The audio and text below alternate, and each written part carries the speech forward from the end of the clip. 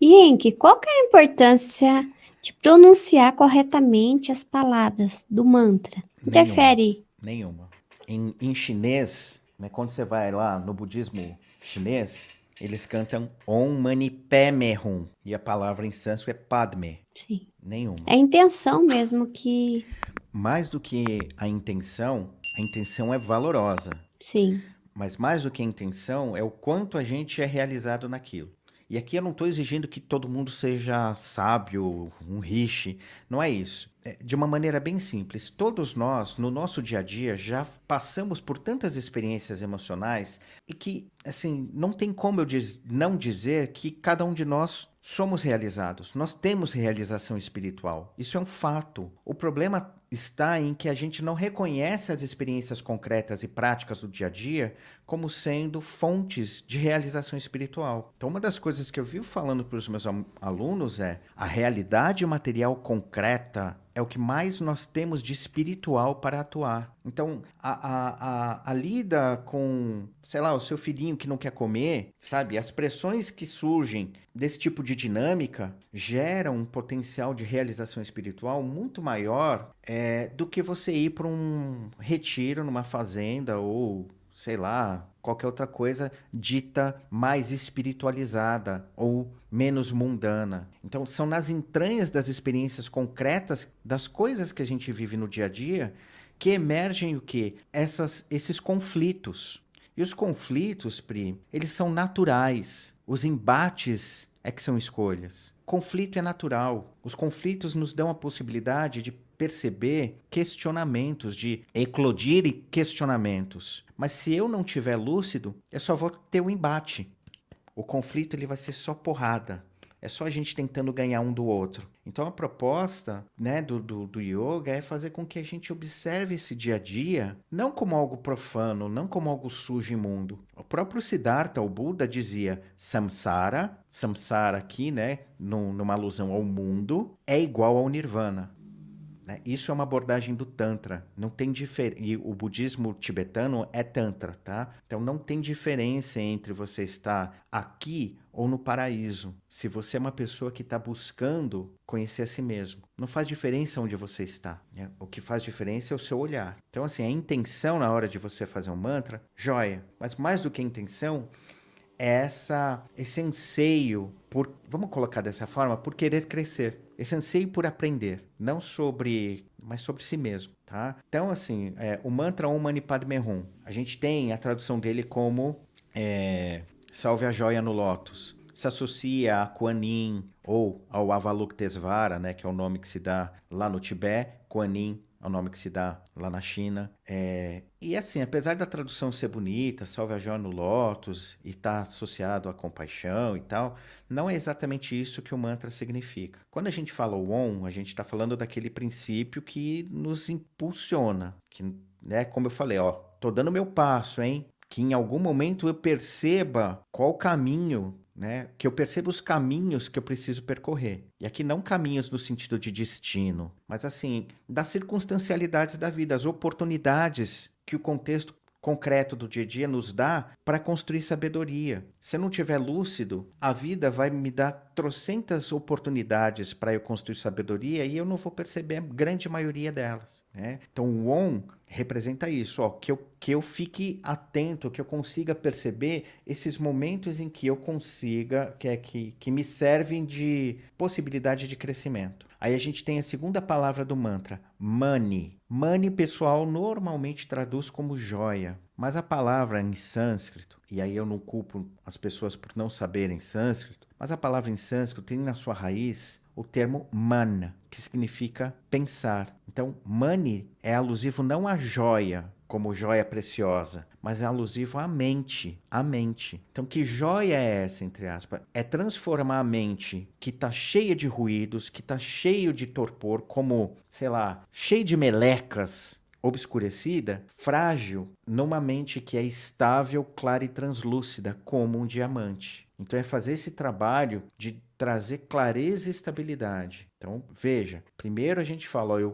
eu preciso ter lucidez para entender as oportunidades de crescimento. Que essas oportunidades de crescimento se traduza na transformação da minha mente, que está turva, numa mente estável, clara e lúcida. Porque quando isso ocorrer, vai surgir o Padme. Padme, para além de um estado de purificação, significa expansão e abertura, tá? Padme é o lótus em sânscrito. Então vai representar o quê? Essa abertura, essa expansão. Então, quando a minha mente estiver clara e estável, a minha percepção vai ser mais profunda, vai ser mais abrangente. E nessa percepção profunda e abrangente surge o Hum. O que é Hum? Integridade. Uma percepção de integridade aqui, não no sentido de ser certinho, de ser politicamente correto, mas de ser totalmente consciente de que não existe mais diferença entre eu e você, né? Todos nós somos equivalentes. O potencial que um tem é o mesmo potencial que eu tenho. Eu não sou melhor, eu não sou pior. Então é a isso que remete o mantra Om Mani Padme Hum. A um exercício para que a gente construa essa percepção mais, talvez, empática de entender o momento do outro. Talvez como compaixão possa vir daí. Você entende o momento do outro, entende qual, né, entre aspas, sabe qual a dor do sapato que o outro tá apertando o pé. Você sabe. Aí você não julga, você não interfere de maneira de uma certa forma, atrapalhar a experiência do outro. Você pode atuar sem interferir. Então, toda essa maturidade, a construção dessa maturidade, está envolvida no canto do Om Mani Padme Hum. Você percebe como é quase que um exercício espiritual? Não é que eu quero ser compassivo, que eu quero ser compassivo. É um exercício, ou como os yogis chamam, é um sadhana. Quando o yogi vai cantar um mantra, ele pega um mantra e fica com esse mantra, às vezes, por anos, para tentar desenvolver essa percepção profunda que eu falei, que eu compartilhei agora do Om Mani Padme Hum. Mas não a percepção intelectual, mas a percepção de fato, realizada. Puxa, olha, eu não julgo mais as pessoas. Não porque eu sou bonzinho, mas porque eu me vejo nelas. Porque de fato eu estou espalhado na realidade. Porque de fato eu não consigo sentir diferença, tá? Acho que com essa explicação do mantra Om Mani Padme Hum, ficou mais claro o que é um mantra? Ou como ele funciona? Olha, para mim ficou sim. O pessoal do chat, o que vocês acham? A Rose fez um comentário aqui. Eu gostaria de ouvir a sua opinião. E pode ser que eu pronuncie errado, já vou adiantando já. Eu ouvi uma live de ensinos em que o professor falou que se falarmos errado pode interferir na ação. Do exemplo do Kodosh Kodosh, da oração dos 21 dias do Arcanjo Miguel. Se for mencionado errado, não é bom. E ela complementa aqui.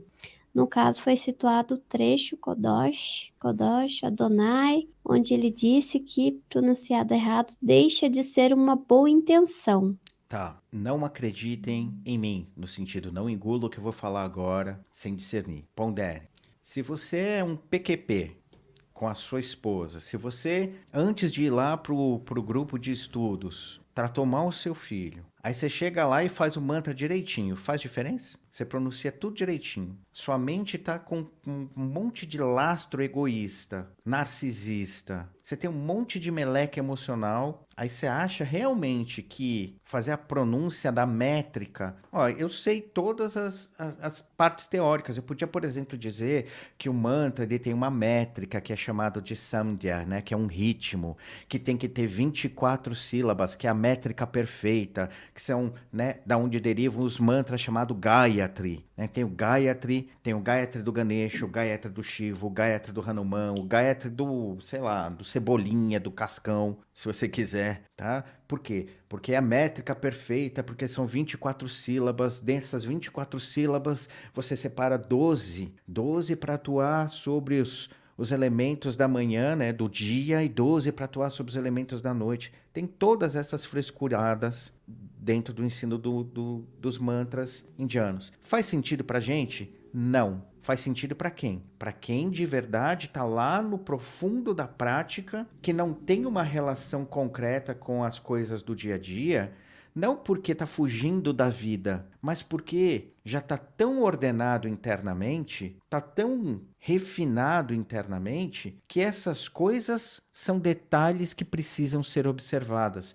Para, sabe, ter aquela experiência do mais profundo? Então, para nós, que a gente sabe muito bem onde o nosso pé está sujo de lama, desculpa o meu jeitão, dane-se se você falou na métrica, se você soltou o on com 25% de som do O, ou melhor, 75% do O e 25% do Tem essas papagaiadas aí. Não, para cantar o ON você tem que fazer O.